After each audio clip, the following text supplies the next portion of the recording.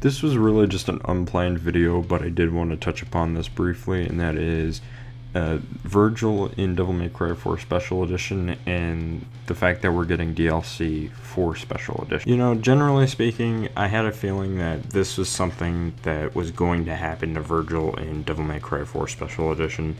As soon as they announced that he would be borrowing moves from DMC, one of the things that I didn't want to see was the fact that summon swords need to be used in order to teleport towards enemies. Now, the article that mentions that Darkslayer is no longer a thing in Special Edition, that somewhat is the case. I mean, you can't teleport towards enemies using the style button, but you can still trick up and down apparently. So anyone who's like me who prefers to play as Vergil as opposed to Dante in Devil May Cry 3 Special Edition is going to have a very awkward time transitioning from the Devil May Cry 3 Special Edition iteration to the Devil May Cry 4 Special Edition iteration. And you know, I really hate having to hear this about Vergil, but who knows, he could play really well on Devil May Cry 4 Special Edition, and it just sounds a lot worse than what it actually is. So with that being said,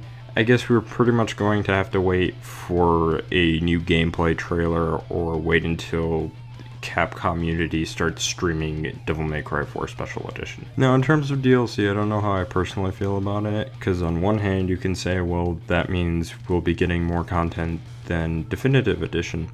On the other hand, you can say that this is something Capcom would do to try to nickel and dime fans of the Devil May Cry series. And when you bring up those two arguments, I'm really just guessing that all we're getting is some new costumes and maybe a quote-unquote classic weapon pack, but that's about it.